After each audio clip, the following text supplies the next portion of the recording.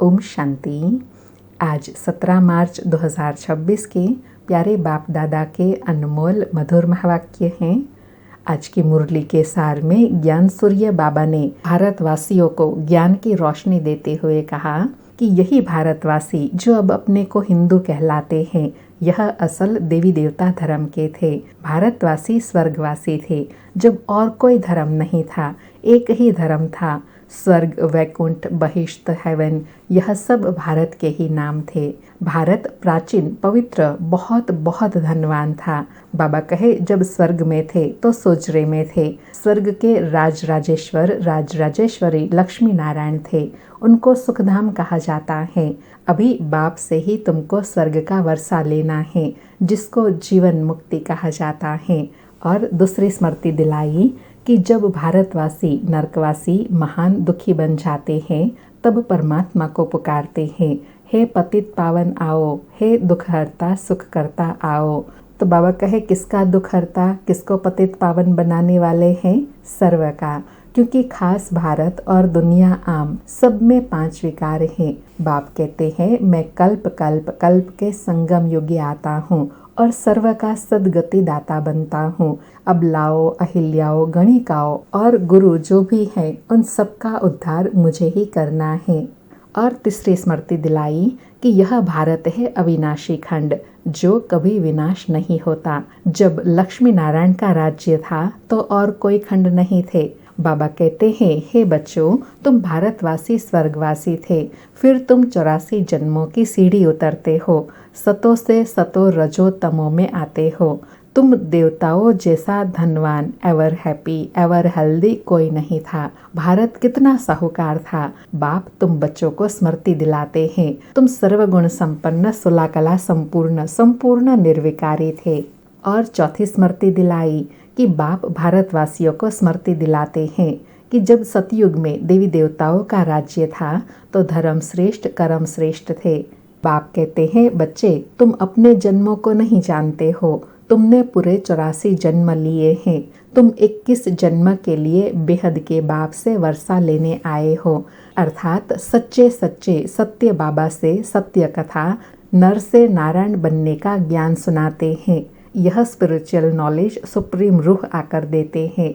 इसके लिए बाबा कहे बच्चों को देही अभिमानी बनना पड़े, अपने को आत्मा निश्चय कर माम एकम याद करो।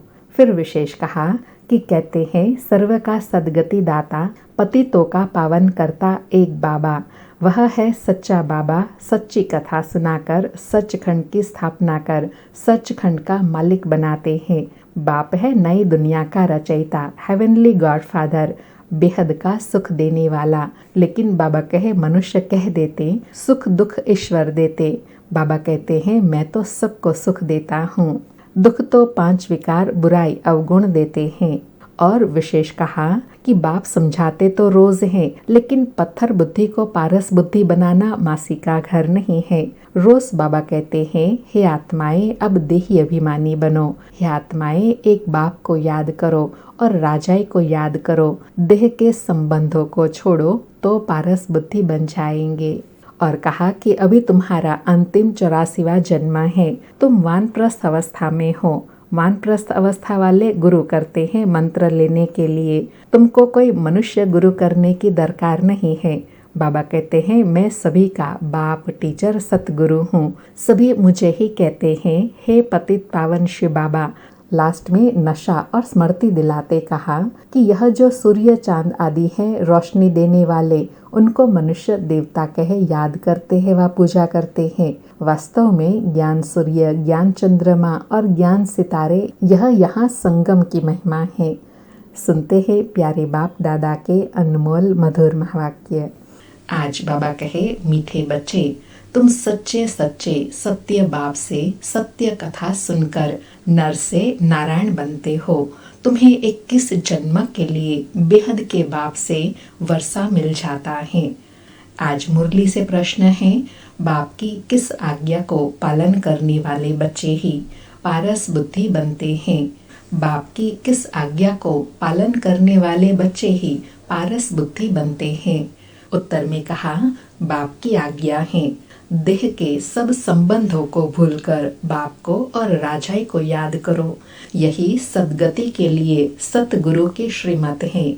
जो इस श्रीमत का पालन करते अर्थात देही अभिमानी बनते हैं, वही पारस बुद्धि बनते हैं।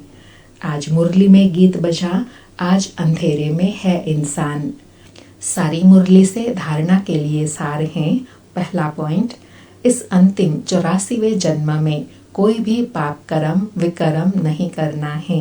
पुण्य आत्मा बनने का पूरा पुरुषार्थ करना है। संपूर्ण पावन बनना है। दूसरा पॉइंट, अपनी बुद्धि को पारस बुद्धि बनाने के लिए देह के सब संबंधों को भूल देही अभिमानी बनने का अभ्यास करना है। आज प्यारे बाबा का वरदान है, पुराने संस्कारों व विघ्नों से मुक्ति प्राप्त करने के लिए सदा शक्तिशाली संपन्न भव। पुराने संस्कारों व विघ्नों से मुक्ति प्राप्त करने के लिए सदा शक्ति संपन्न भव। स्पष्टीकरण है, किसी भी प्रकार के विघ्नों से, कमजोरियों से या पुराने संस्कारों से मुक्ति चाहते हो तो शक्ति धारण करो, अर्थात अलंकारी रूप होकर रहो। जो अलंकारों से सदा सजे सजाए रहते हैं वह भविष्य में विष्णुवंशी बनते हैं, लेकिन अभी वैष्णव बन जाते हैं। उन्हें कोई भी तमोगुणी संकल्प व संस्कार टच नहीं कर सकता। वे पुरानी दुनिया अथवा दुनिया की कोई भी वस्तु और व्यक्तियों से सहज ही किनारा कर लेते हैं। उन्हें कारणे अकारणे भी कोई टच नहीं कर सकता। बाबा ने विष्णुवंशी वैष्णव की विशेषता बताई कि वह तमोगुणी संस्कारों को कभी टच नहीं करेंगे। आज का स्लोगन है, हर समय हर कर्म में बैलेंस रखना ही सर्व की ब्लेसिंग प्राप्त करने का साधन है। हर समय हर कर्म में बैलेंस रखना ही सर्व की ब्लेसिंग प्राप्त करने का साधन है। आज 17 मार्च के अव्यक्त इशारे हैं, निश्चय के फाउंडेशन को मजबूत कर सदा निर्भय और निश्चिंत रहो। आज बाबा कहे, जैसे आपस में दो मित्र होते हैं तो उनके बीच यदि कोई उनकी ग्लानि करने आता है तो वह उसके भाव को बदल देते हैं। जहाँ निश्चय होता है वहाँ शब्द का भाव बदल साधारण बात हो जाती है। तो हर एक की विशेषता को देखो, तब अनेक होते भी एक दिखाई देंगे। एक मत संगठन हो जाएगा। कोई किसी के ग्लानि की बातें सुनाए तो उसे टेका देने के बजाय सुनाने वाले का रूप परिवर्तन कर दो। बाबा कहे, निश्चय की डेफिनेशन क्या है कि जिस पर निश्चय होता है उसके बारे में अगर कोई भी कैसी भी बात सुनाए, उसको टेका व कहे साथ देने के बजाय उसकी बात को, नेगेटिव बात को परिवर्तन कर देने की शक्ति है निश्चय में। अच्छा, ओम शांति। शुक्रिया बाबा, शुक्रिया।